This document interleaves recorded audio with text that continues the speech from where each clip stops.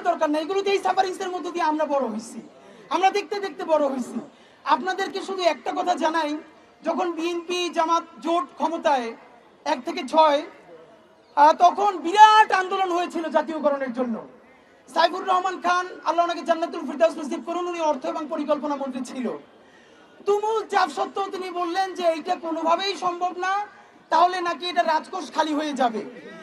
এরপর সবাই আসলো। আমি একটা কথা বলি, এই যে কয়েক মাস আগে আপনারা সচিবালয়ের সামনে আন্দোলন করলেন, আমরা সবাই সেটার সাথে ছিলাম, আমাদের তরফ থেকে যত ইনপুট দেওয়া দরকার ছিল আমরা দিয়েছি। মানে আমার একটা কথা আমি আজকে আপনাদের মাধ্যমে বলতে চাই, এই সরকার একটা পারলে উদ্যোগ নিক বা সামনে যারা ক্ষমতা আসবে, শিক্ষকদের কোনো বেতন দেওয়া দরকার নাই। আপনারা তাদেরকে নিজের হাতে তার বাসা ভাড়া দিবেন, বাজার করে দিবেন, আর বাচ্চাদেরকে স্কুলের ফি দিয়ে দিবেন, তাদের হাতে কোনো বেতন দেওয়া লাগবে না। দেখেন শিক্ষকদের ক্রাইসিসটা কি।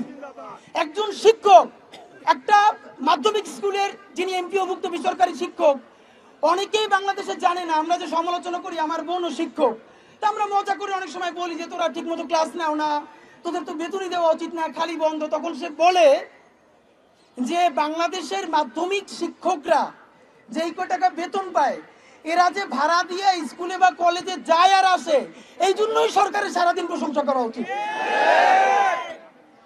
আমরা সারাদিন বলি কি যে তারা প্রাইভেট পড়ায়। ভাই, ভিকারুন্নেসার শিক্ষক, আইডিয়াল, নটরডেমের শিক্ষক মানে সারা বাংলাদেশের শিক্ষকরা না। এই যে আমরা দেখি 10টায় ক্লাস, তার আগে সকাল 7টা থেকে একজন টিচার 10টা পর্যন্ত টিউশন করান, আবার বিকাল থেকে রাত্রির পর্যন্ত টিউশন করান। এইখানে সচিবালয়ে বসে প্রতিদিন আমরা নতুন নতুন মিটিং করি, কোনো টিউশন শিক্ষকরা করতে পারবেন না। ভাই, এই 10 জন 20 জন কইরা পড়ায়, এক একজন দেয় 200 টাকা কইরা, তাও আবার 5-6 মাসের বেতন বাকি। তো আপনি যেই বেতন দিয়ে দেখেন একজন শিক্ষক, তার ন্যূনতম যদি একটা 2 রুমের বাসায় একটা মফস্বল শহরে থাকে, আমারে বলেন 2 রুমের একটা বাসা 10,000 টাকার নিচে ভাড়া বাংলাদেশের কোথায় আছে? 2-3 রুমের বাসা আসেন। তার যদি 2টা বাচ্চা থাকে, সে যেহেতু শিক্ষক মানুষ, তার বাচ্চাটারে তো সে ন্যূনতম একটু ভালো জায়গায় পড়াইতে চায়। সে এইটা পড়াইতে গিয়া তারপরে বাসায় বাজার কি করে তার কোনো অবস্থা থাকে না। কোন শিক্ষককে আমি গ্যারান্টি দিয়ে বলি, বাংলাদেশের যে দোকানদার ভাইরা আছে, মুদির দোকান, তারা শিক্ষকদেরকে মর্যাদা দেয় না। কারণ দেখে পুরো মাস সে বাকিতে খায়, বেতন পাওয়ার পর অর্ধেক টাকা দেওয়ার আগে আবার তার বাকির খাতা শুরু হয়ে যায়। যারা অঙ্ক পড়ায়, ইংলিশ পড়ায় অথবা সায়েন্সের সাবজেক্ট পড়ায়, তারা 5-10টা টিউশন দিয়ে কোনো মতে চলে। এর বাইরে যে হাজার হাজার লক্ষ লক্ষ শিক্ষক যারা ম্যাথ পড়ায় না, ইংলিশ পড়ায় না, সায়েন্স পড়ায় না, তারা কি মাটি খেয়ে বাঁচবে আমারে বলেন? এবং শিক্ষকদের সামাজিক মর্যাদা এমন, এখন শিক্ষকদের সাথে কোন বাবা মা বাচ্চাদেরকে মেয়েদেরকে বিয়ে দিতে চায় না। কারণ কোন শিক্ষক জামাই ঠিক মতো শ্বশুর বাড়িতেও বাজার করতে পারে না, আত্মীয়তা সম্পর্ক রক্ষা করতে পারে না, বাবা মা গিয়ে তার বাসায় 5 দিন থাকবে, ভালো খাওয়াইতে পারে না, সারাদিন মনটা যার ছোট কইলে থাকে। দোকানদার টাকা পায়, আত্মীয় স্বজনের মায়ের চিকিৎসায় টাকা দিতে পারে না, সে স্কুলে গিয়ে কোন ছাতাটা পড়াবে আমার বলেন? বাংলাদেশের কোন সরকার মন্ত্রীদের নামে 10 কোটি 12 কোটি টাকায় যখন গাড়ি কেনে, আপনি ভাবেন বাংলাদেশের মতো একটা দেশ, এইখানে মন্ত্রীদের নামে কোটি টাকার গাড়ি লিখবে কোন কারণে আমার বলেন? যার এত দামি গাড়ি ছাড়া চলবে না, তারা তো মন্ত্রী হওয়ার জন্য কেউ হাতে পায়ে ধরে নাই। আপনি ব্যবসা করেন, যেরকম অনেকে টাকা পাচার করতো সেইটাই করেন। মন্ত্রীদের নামে ইতিমধ্যে এই সরকারও দেখেন নতুন 30টা গাড়ি কেনার সিদ্ধান্ত নিছে। সচিবদের নামে কোটি কোটি টাকা শুধু গাড়ি না, তাদের যে ফ্ল্যাট, অতিরিক্ত সচিবদের এমন আলিশান ফ্ল্যাট তো আপনারা দেখেন নাই। সচিবরা অসুস্থ হয়ে যায় কেন? কারণ চাকরির পরে এই ফ্ল্যাট ছাই দেশে কোথায় যাবে চিন্তাই করতে পারে না। সবার নামে, সচিবদের, অতিরিক্ত সচিবদের নামে এক একটা মিনি জান্নাত বানিয়ে রাখা হয়েছে।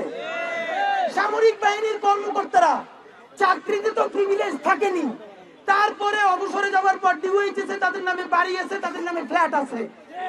একবার যদি পিস কমিশনে যাইতে পারেন তারা, শান্তিরক্ষী জাতিসংঘে, তারা ভালো একটা টাকা ব্যাংকে জমাইতে পারেন। আর্মিদের ডিওএইচএস এ ফ্ল্যাট দেওয়ার সময় রাজকোষে টাকা নাই, কেউ জিজ্ঞেস করে না। সচিবদের নামে কোটি কোটি টাকার গাড়ি বাড়ি সুযোগ দেওয়ার সময় রাজকোষে টাকার অভাব হয় না।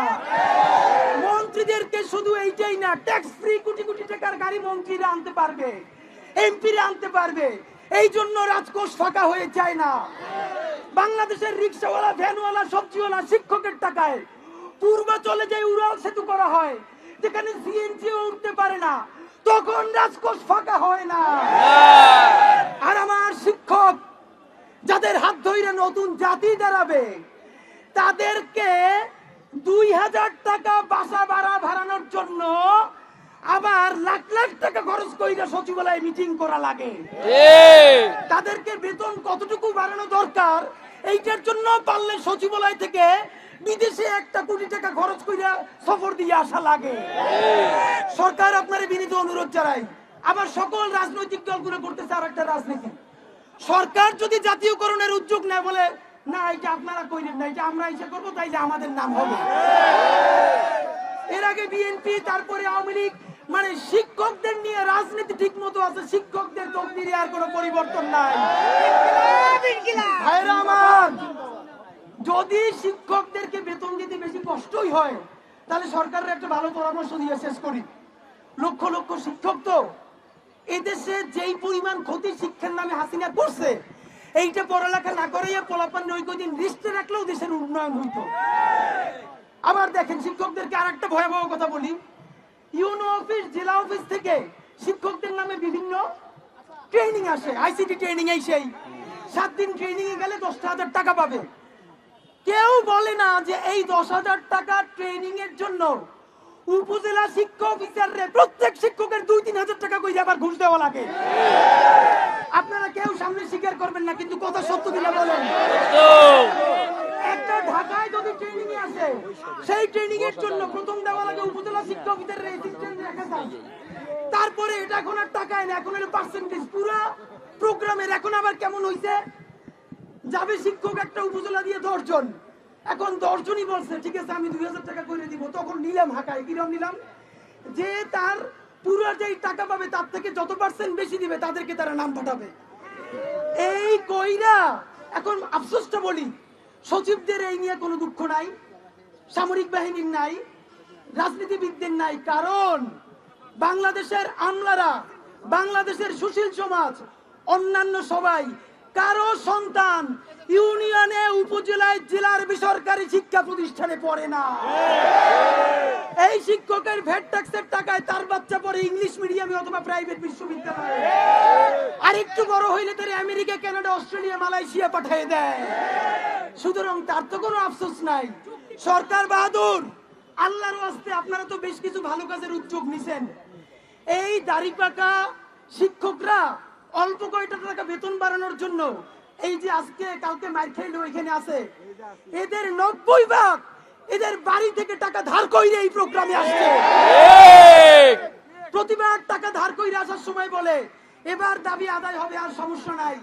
কোনদিন দাবি আদায় হয় না, এখন তাদেরকে মানুষ টাকাও ধার দেয় না।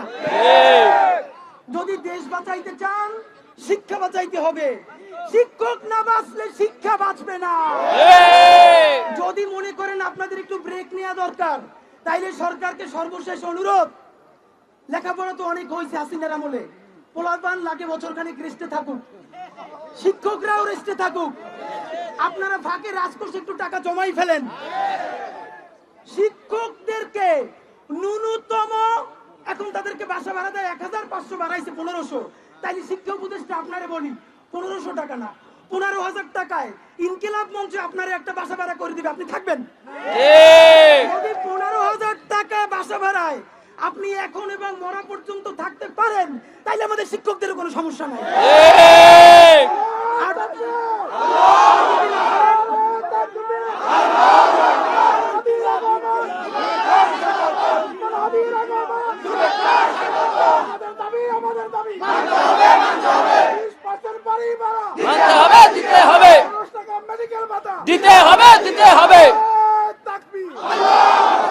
দেখেন কি লজ্জাজনক স্লোগান না? 12,000 টাকা যার বেতন, তার 20% কয় টাকা? এই কয় টাকা বাড়ি ফেরার জন্য স্লোগান দেওয়া লাগে। 2500 টাকা। 15,000 টাকা যার বেতন, সে 15% টাকা চায় ওষুধের জন্য। এইটা আবার দেশে স্লোগান দিয়ে আদায় করা লাগে। মানে এর থেকে লজ্জা আমরা জাতিগতভাবে কোথায় যাবো? বন্ধুরা, আপনাদেরকে বলি, সামনের নির্বাচনের আগেই আপনাদের ন্যূনতম ন্যায্য অধিকার আপনাদেরকে আদায় করে নিতে হবে। আপনারা কোন রাজনৈতিক দলের পকেটে ঢুকেন না, স্বতন্ত্র আন্দোলন করবেন, স্বতন্ত্র বাংলাদেশ আপনাদের সাথে থাকবে ইনশাআল্লাহ। যদি ওনাদেরকে ন্যূনতম 20% বেতনের বাড়ি ভাড়া আর চিকিৎসা খরচ না দেওয়া যায়, তাইলে এই যে মাত্র সামান্য যে টাকাটা দিতেছেন, এটা বন্ধ করে দেন। আগামী 6 মাস 1 বছর স্কুল কলেজ বন্ধ থাকুক, বাচ্চারা রেস্টে করুক, শিক্ষকরা প্রয়োজনে যে যা পারে রিক্সা ভ্যান চালাইয়ে খাক। যেদিন ন্যূনতম তার চিকিৎসার কিছু টাকা আর বাসা ভাড়ার টাকাটা দিয়ে তারে ফিরাইতে পারবেন, সেদিন আবার স্কুল কলেজ খুলে দিয়েন। সম্মানিত শিক্ষক মহোদয়, আপনাদের জন্য শুধুই আমরা দোয়া করি এবং আপনাদের সকল ন্যায্য আন্দোলনে ইনকিলাব মঞ্চ আপনাদের সাথে আছে। বাংলাদেশ জিন্দাবাদ, ইনকিলাব জিন্দাবাদ।